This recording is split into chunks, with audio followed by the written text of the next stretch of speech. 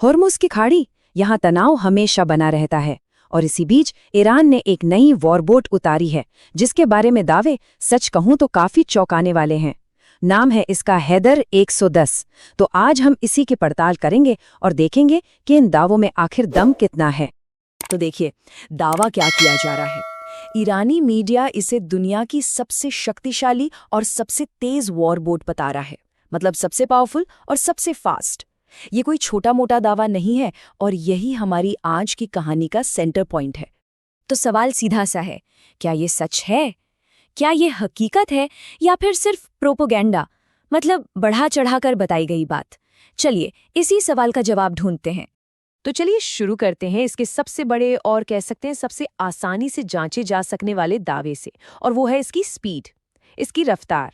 Iran claim कर रहा है कि हैदर 110 203 किलोमीटर प्रति घंटे की रफ्तार तक जा सकती है। जरा सोचिए, 203 किलोमीटर प्रति घंटा। अगर ये सच है तो ये अपनी क्लास की किसी भी दूसरी मिलिट्री बोट से कहीं ज्यादा तेज होगी। लेकिन यहीं पर कहानी में एक ट्विस्ट आता है। ईरान का दावा है 110 नॉट्स, पर जो वेस्टर्न एनालिस्ट हैं उनका अनुमान बिल्कुल अलग है। वो मानते हैं कि इसकी असली रफ्तार 60 से 90 नॉट्स के बीच ही होगी। मतलब दावे और अनुमान में एक बहुत बड़ा फर्क है। पर यहाँ एक बात समझनी जरूरी है।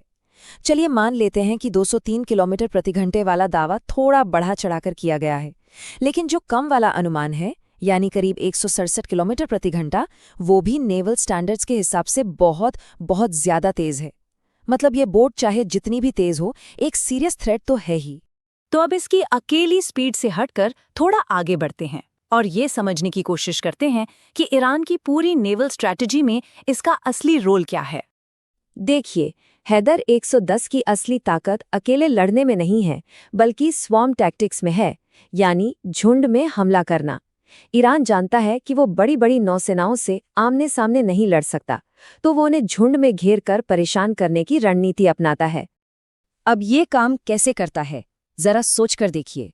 एक बड़ा सा कीमती टारगेट, जैसे कोई एयरक्राफ्ट कैरियर, और उसे चारों तरफ से 20-30 हैदर 110 बोट्स घेर लेती हैं। हर तरफ से मिसाइलें आ रही हैं। ऐसे में उस बड़े जहाज के लिए खुद को बचा पाना लगभग नामुमकिन हो जाता है। और ये सब ईरान की एक बड़ी स्ट्रैटेजी का हिस्सा है जिसे कहते हैं anti access slash area denial या A2/AD। आसान भाषा में इसका मतलब है अपने इलाके में दुश्मन को घुसने ही मत दो, और अगर घुस आए तो उसे काम मत करने दो। होर्मुज खाड़ी के लिए ये एकदम सटीक रणनीति है। ठीक है, तो अब देखते हैं कि अगर इसका मुकाबला अमेरिकी बोट से हो तो ये कहाँ टिकती है। एक आमने सामने की तुलना करते हैं। ये टेबल देखिए, इससे काफी कुछ साफ हो जाता है। एक तरफ है अमेरिकी बोट्स जो सेंसर, मजबूत कवच और नेटवर्किंग पर फोकस करती हैं। दूसरी तरफ है हैदर 110, जिसने अपना सारा दांव सिर्फ 2 चीजों पर लगाया है, जबरदस्त रफ्तार और मिसाइल से हमला। तो मतलब साफ है, हैदर 110 कोई लंबी लड़ाई लड़ने या खुले समंदर में गश्त करने के लिए नहीं बनी है। ये एक स्पेशलिस्ट हथियार है। इसे खास तौर पर ईरान के अपने इलाके जैसे होर्मुज की खाड़ी के लिए ही डिजाइन किया गया है। लेकिन ऐसा नहीं है कि इसमें कोई कमी नहीं है, इसकी भी कुछ बड़ी कमजोरियां हैं। जैसे समंदर अगर अशांत हो तो इसकी स्पीड पर असर पड़ेगा। इसकी रेंज भी बहुत ज्यादा नहीं है, और सबसे बड़ी बात, मॉडर्न इलेक्ट्रॉनिक वॉरफेयर के सामने ये काफी वल्नरेबल हो सकती है। तो ये कोई मैजिक वेपन नहीं है। तो चलिए अब थोड़ा जूम आउट करते हैं और ये समझते हैं कि आखिर इस एक छोटी सी नाव की इतनी बड़ी स्ट्रेटेजिक इंपॉर्टेंस क्यों है। होर्मुज की बिसात पर इसका क्या रोल है? इसका असर अब देखिए 3 लेवल पर पड़ता है। स्ट्रेटेजिक लेवल पर ये दुश्मन को हमेशा हाई अलर्ट पर रखती है। ऑपरेशनल लेवल पर ये तेल के टैंकरों और दूसरे कमर्शियल जहाज़ों के लिए सीधा खतरा है। और पॉलिटिकल लेवल पर ये ईरान का एक साफ मैसेज है कि हमें कम समझने की गलती मत करना। और शायद जो सबसे बड़ा इम्पैक्ट है वो है साइकोलॉजिकल, मनोवैज्ञानिक। ये होर्मुज की खाड़ी में एक लगातार बने रहने वाले अनप्रिडिक्टेबल खतरे का माहौल पैदा करती है, और इससे ईरान को बिना लड़े ही एक तरह की बढ़त मिल जाती है। लेकिन कहानी का दूसरा पहलू भी है। कुछ अमेरिकी अधिकारी जैसे पीट होएक्स्ट्रा ईरान की इस ताकत को बहुत ज्यादा तवज्जो नहीं देते।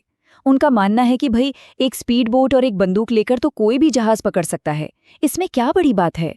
लेकिन जमीनी हकीकत शायद कुछ और ही है। रिपोर्ट्स ये बताती हैं कि सैकड़ों जहाज हॉर्मुज की खाड़ी से निकलने के लिए ईरान के इस्लामिक रेवोल्यूशनरी गार्ड कॉर यानी IRGC की परमिशन का इंतजार करते हैं। तो इससे एक अंदाजा तो लगता ही है कि उस इलाके में असल में कंट्रोल किसका है।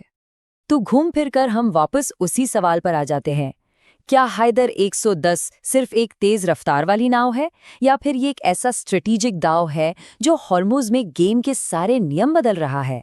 इसका जवाब शायद हमें आने वाला वक्त ही देगा।